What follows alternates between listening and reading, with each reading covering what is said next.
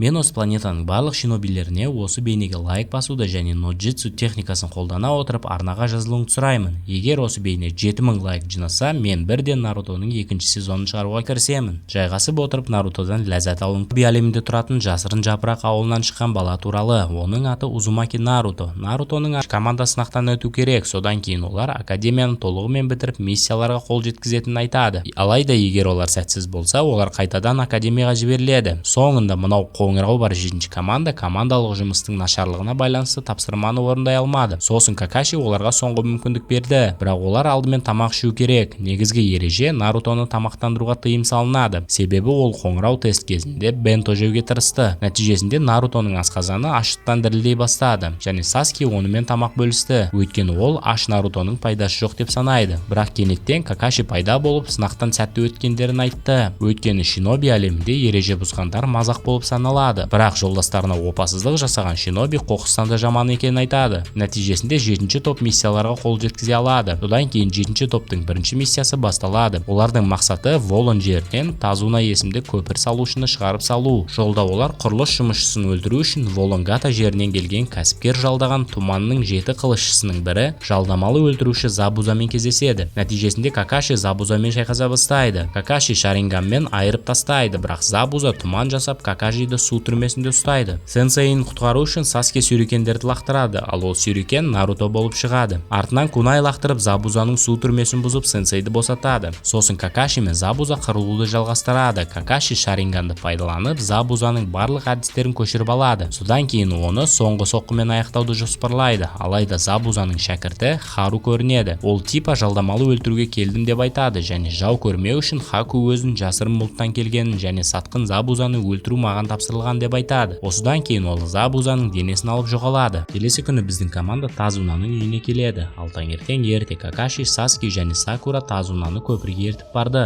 Олар Нарутоны лашықта қалдырады, өйткені ол қорылдаған баса алмай ояна алмады. Содан кейін Гота адамдары лашықтың ішіне кіріп құрылысшының қызын басып алады. Дегенмен Наруто біләсеңдер қуасыңдар ма ноджитсу техникасын қолданады. Кейін қарақшыларды жояды. Сосын өз командасына көмектесу үшін көпірге барады. Наруто көпірге келгенде Забуза мен Хакуға қарсы шайқас қазірдің өзінде қызу жүріп жатады. Какаши Забузамен айналысады, ал Наруто мен Саски мұзды Хакуға жауапты болды. Сакураға құрылысшыны қорғау міндеті жүктелді. Әрі қарай Хаку мұз айна техникасын қолдана отырып жігіттерге ат душы шапалақтарын жегізеді. Саски соққының көп бөлігін жеп алды. Дегенмен Наруто ашуланып 9 құйрықты түлкінің чакрасымен жабылып қалды да Саски үшін табытын көтеретін қыз емес, дос екенін айтады. Ассалаумағалейкум ағайындар, мен жалғыз деп ойлап жүргендер өздерін жалғызсырақ қалмаңдар. Содан кейін ол Хакудың мұз айна техникасын сындырады, сонымен қатар оның ассасиндық бетін сындырады. Алайда Наруто дер кезінде тоқтап Хаку тірі қалды. Сол кезде Какаши Забузаны талқандап Чидори көмегімен жалдамалыны соңғы соққымен аяқтауды ұйғарды. Алайда Хаку Забузаны денесімен қорғады. Содан кейін Гату өзінің қарақшыларымен бірге пайда болады. Ол жұмысы үшін Забузаға ақша бергісі келмейді. Сондықтан ол одан құтылуды шешті. Алайда Хаку қайтыс болғаннан кейін және Нарутоның жалынды сөзінен кейін Забуза тісіне Кунай алды, өйткені оның қолдары Какашимен шайқастан кейін жұмыс істемеді. Содан кейін Забуза Гато бандиттердің көпшілігін жойып жібереді. Кейін кәсіпкердің өзін өлтіріп, оны көпірден лақтырып жіберді. Нәтижесінде Забуза мен Хаку келесі әлемге кетті, ал көпір Наруто есімімен аталды. Содан кейін 7-ші топ ауылға қайтып Чунин емтиханы басталады. Соның арқасында жапырақты ауылға басқа ауылдардан көптеген командалар келді. Емтиханның бірінші бөлімі жазбаша сынақ. Оны Ибики қабылдайды. Барлық генин 10 сұраққа жауап беру керек, ал 10-ші сұрақты Ибикидің өзі айтады. Нәтижесінде 10-ші сұраққа уақыт келгенде Ибики емтиханнан өте алмай қалудан қорқатындардың барлығын сабақтан кетуді сұрады. Өйткені өтпегендердің бәрі ешқашан Чунин бола алмайды. Ал сол жерде қалғандардың барлығы сынақтан сәтті өтті. Ибики одан әрі алғашқы 9 сұрақ студенттердің ақпарат жинау қабілетін тексеруге арналғанын түсіндірді. Бірақ тестке кім дайын емес екенін түсіну үшін 10-ші сұрақ қажет болды. Сәйкесінше кім сыныпта қалса, сол шиноби болуға дайын. Емтиханның 2-ші бөлімі өлім орманы болды. Оған 26 команда қатысады. Оның 13-і жер қағазын, қалған командалар аспан қағазын алды. Нәтижесінде ешқандай ережелер жоқ, өлтіруге рұқсат етіледі. Әр команданың міндеті оралған қағаздың 2 түрін иемдену. Содан кейін өлім орманының ортасында орналасқан мұнараға жету. Олар басталғанын хабарлайды. Наруто үлкен дәрет сындыру үшін ағаштың артына барды. Онда Арачимару жылан оған шабуыл жасап, оны жұтып қойды. Арачимару Саскиге шабуыл жасағаннан кейін олар соғысып жатқанда Наруто Наруто шығып, жыландар да осы шайқасқа қосылады. Сосын Орочимару дәу жыланды шақырып алып, шошып кеткен Саскиге шабуыл жасайды. Алайда Наруто 9 құйрықты түлкінің чакрасын пайдаланып шабуыл тоқтатты. Орочимару Нарутоны ұстап алып, ішіндегі түлкінің печатын әлсіретті. Осылайша Нарутоны нокаутқа түсіреді. Орочимару 7-ші топтың оралған қағаздарын өзіне алады. Әрі қарай ол Саскиге қарғыс атқан мөрді жабыстырады. Содан кейін Саски есін жоғалтты. Орочимару сонымен қатар көп ұзамай Саскидің өзі оны жаңа күш іздеу үшін табатын айтты да сігіліп кетті.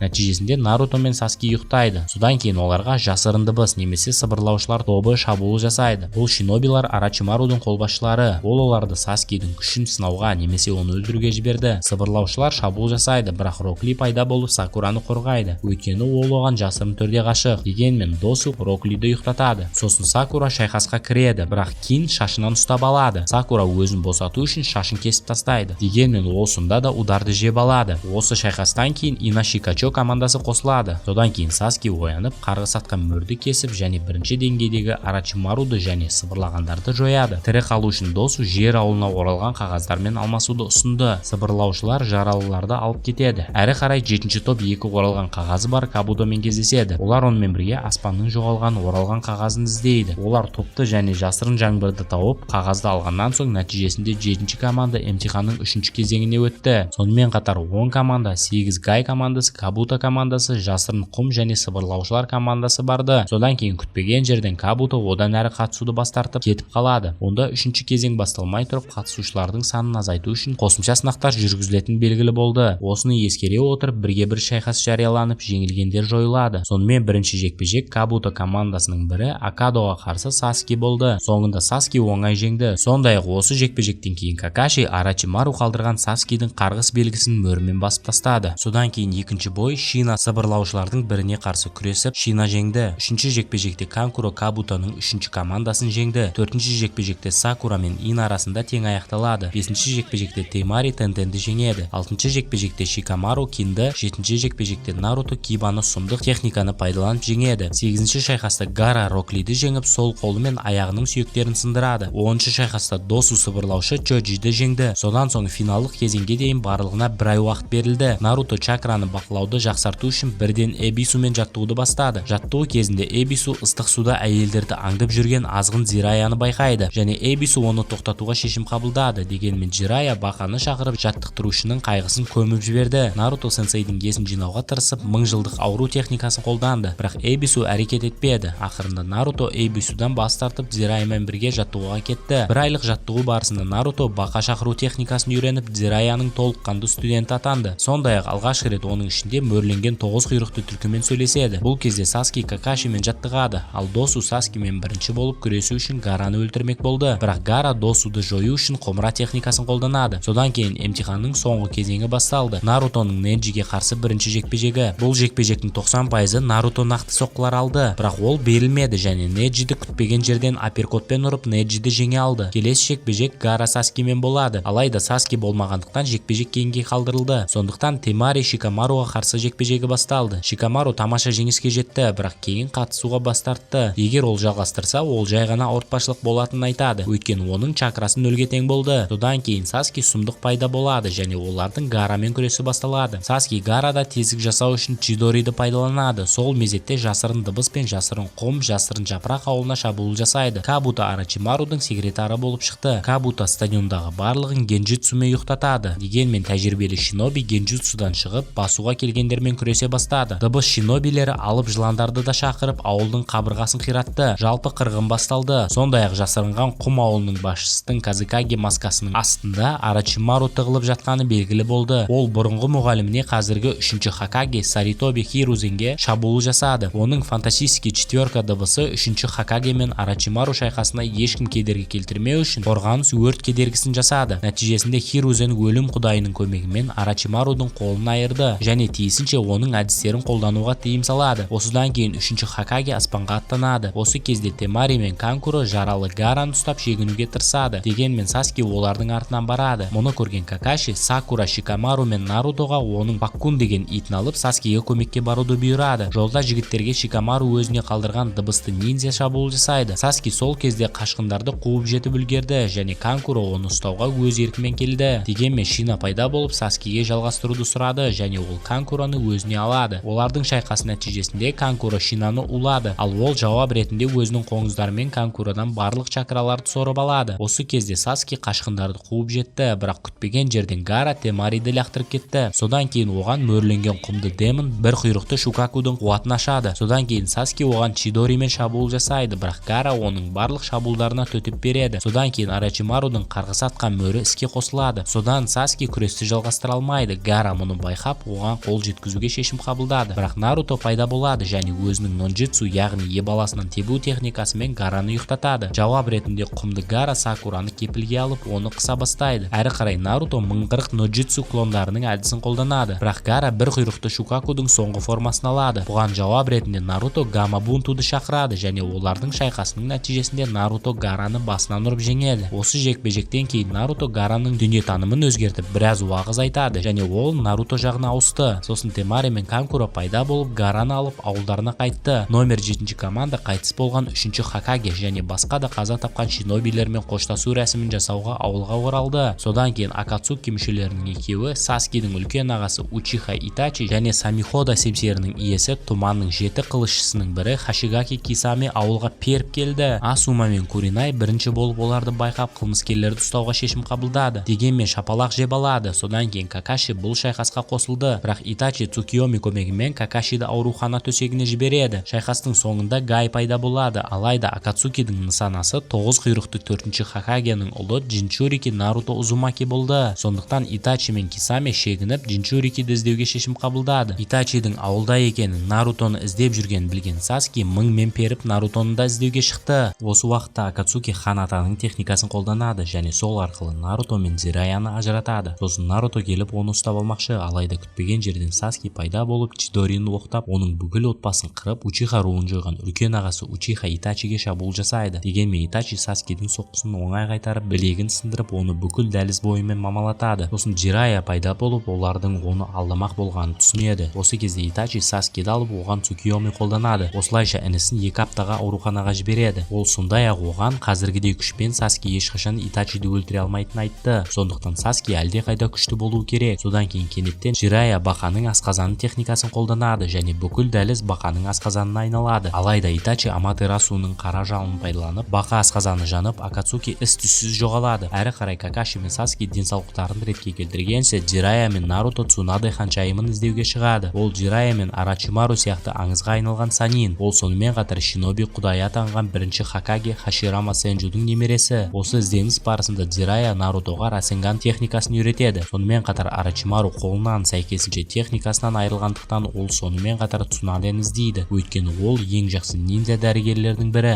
және оның қолын қалпына келтіре алады. Ол Цунаденің сүйіктісін және інісін тірілту арқылы оны ауыстыруды ұсынады. Ол бұл туралы ойлануға бір апта берді. Сосын Жирая мен Наруто барда Тонтонмен бірге Цунаде және Шизунен табады. Жирая дереу Цунадеге ауылдың Цунадені жапырақ ауылының келесі Хакагесі ету туралы шешім қабылдағанын айтты. Бірақ ханшайым одан бас тартып, алдыңғы Хакагелерді жамандап аузына келген құсады. Наруто бұған шыдамады. Нәтижесінде Цунаде мен Наруто қырылуға шығады. Наруто Расенганды қолданады, бірақ бұл әдісті әлі толық меңгермегендіктен Цунадеге жете алмады. Расенганды көрген Цунаде Нарутоға бәстігуді ұсынды. Егер ол аптаның соңына дейін Расенганды игере алса, онда ол оған алқасын береді. Ал егер оны игере алмаса, Наруто оған барлық жиналған ақшасын беріп жеңілгенін мойындайды. Содан кейін Цунаде Орочимарумен қайта кездесіп, оны емдеуді сылтау етіп өлтіруді шешеді. Алайда Орочимарумен бірге Кабута болады. Ол да дәрігер. Ол Цунаденің не істеп жатқанын түсінді және процесті тоқтатты. Одан кейін Цунаде Кабута мен Орочимаруға қарсы қырыла бастады. Сосын Жирая мен Наруто мен Шизуне пайда болып шайқасқа қосылды. Дегенмен Цунаде бұл оның жекпе-жегі екенін айтты және жеке жекпе-жегін жалғастырды. Нәтижесінде Кабуто Цунадеге қан шашып жіберді. Қаннан қорыққандықтан паника басталды. Кейін Наруто Кабута мен Жирая Орочимарумен қырылуға шешім қабылдайды. Бұдан әрі шайқас кезінде Кабуто өзінің әдістерімен Нарутоның аяғындағы бұлшық еттерін кесіп тастады. Сол себепті ол қозғалмады. Сондықтан Расенган мен Кабутоны соға алмады. Алайда келесі шабуылда Наруто қолын кунайға қадап Кабутоның қолынан ұстап алды. Сосын Наруто клон шақырып Кабутоға Расенган дегеннің не екенін көрсетті. Осыдан кейін Кабуто толығымен сауығып кетті, бірақ ол барлық чакрасын пайдаланғандықтан есінен танып қалды. Наруто сонымен қатар Расенганды пайдалану кезінде Кабутоның жасырын шабуылынан нокаутқа түсті. Орочимару қорғансыз Нарутоны көріп, оны өлтіруді шешеді, бірақ баланы Цунаде денесімен қорғайды. Содан кейін ол құдайдың регенерациясының көмегімен қалпына келеді. келеді. Содан кейін атаңызға айналған 3 санин өз жаратылыстарын шақырып қырғын қайта басталады. Нәтижесінде Цунаде мен Джирайя Орочимару біраз соққы жеп, содан Кабуто екеуі сігіліп кетті. Кейін Цунаде, Джирайя, Наруто мен Шизуне жасырын жапырақ ауылына қайтады. Цунаде 5-ші Хокаге болуға келіседі. Содан кейін ол Какаши мен Саскиді емдейді. Сонымен қатар Роклидің ұсақталған сүйектерін қалпына келтіреді. Оның үстіне ол Сакураны шәкірт етіп алды. Әрі қарай Саски оның Нарутодан төмен екенін байқады. Сондықтан оны дуэльге шақырады. Олардың шайқасы госпиталь төбесінде өтті және Чидори мен Расинган күшті техникаларының қақтығысымен аяқталды. Алайда соңғы сәтте Какаши пайда болып соққыларын ажыратып, оны су мұнарасына бағыттады. Саски оның Чидори Наруто техникасынан күштірек деп ойлады, бірақ Нарутоның бөшкедегі көлемі бірнеше есе жойқын болып шықты. Абыржыған соң Саски Какашиге барады, ал ол болса кек алуды тоқтатуға кеңес берді, өйткені бұл оны әлсіретеді дейді. Содан кейін Какаши кеткеннен кейін фантастикалық 4 дыбыс пайда болды. Олар алдымен Саскиді ұрып соқты, содан кейін оны Саски жаңа күшке ие болатын Орочимаруға баруға шақырды. Ақырында Саски келіседі. Кетер алдында оны Сакура тоқтатып, қашқын болуына жол бермеуге тырысады, бірақ Саски оны нокаутқа түсіріп 4 дыбыспен кетеді. Таңертең бәрі Сакурадан Саски кетіп қалғанын біледі. Оны қайтару үшін Шикамару және оның мүшелері Наруто, Шикамару, Киба, Неджи және Чоджи басқаратын жазалау отряды құрылады. Сонымен қатар Саски қарғыс атқан печаттың өзгертуді бастау үшін Орочимарудың витаминдерін жеп жатады. Саскиді арнайы бочкаға орналастырды және трансформация аяқталғанша оны жабады. Осы уақыт ішінде Шикамару командасы дыбысшыларды қуып жетеді. Жироба бірінші болып қалуға және олардың қуғыншыларын ұстауға шешім қабылдады. Чоджи оны өзіне алып, чили таблеткасын жеп, үлкен дыбысты жігітке шапалағын береді. Алайда Чоджи де бұдан кейін ұйықтайды. Сөйтсе бұл таблетканың жанама әсері бар екен. Кидамару келесісін тоқтатты. Оны шайқаста Неджи қабылдады. Неджиді атқаннан кейін кішкене жараланды, бірақ жіп пен оның чакрасының көмегімен Неджи Кидамарудан алға шығып, ол 64 алақанның техникасын жегізеді және уақыт өте келе Наруто, Шикамару мен Киба қалған екеуін алға шығып, олардан Саски бар бөшкені алады. Киба егіздері Сакон және Укон, ал Шикамару Таюяны қабылдайды. Содан кейін күтпеген жерден Кимимарудың Саски бар бөшкесін Орочимарудың басқа қолбасшысы алып қояды. Наруто оның артынан қуып барады. Бұл кезде Киба Акамарумен бірге үлкен қиындықпен Сакон мен Уконды құлатады. Оларға қазір одақтас болған Канкура көмектесті, ал Шикамару өзінің ісінуімен Таюяны басып қалды. Бұған Темари көмектесті. Наруто өте күшті сүйектер жасап, оларды қару ретінде қолданатын Кимимарумен күресе бастады. Осы кезде Саски трансформациясын аяқтап, үндеместен Орочимаруға барады. Наруто оның артынан баруды шешеді, бірақ Кимимару оның жолына түседі. Рокли пайда болып, Кимимаруды басып алады және Наруто Саски ізімен жолға шығады. Нәтижесінде Рокли төбелес кезінде кездейсоқ дәрінің орнына кәдімгі саке ішеді. Ол оны мейрамханадағы дәрі-дәрігермен шатастырады. Рокли қимылдарын Кимимару оқи алмайтын пиано мастерге айналады. Алайда саке біткеннен соң Рокли есін жиып, Кимимару оның барлық соққыларын оңай оқиды. Беген жерден Гара Роклиге көмекке келеді. Олар сүйекке қарсы қатты күреседі, бірақ өлімге әкелетін аурудың салдарынан Кимимару соңғы сәтте қайтыс болады. Сондай-ақ Орочимару Саскиді бір себеппен шақырғаны белгілі болды.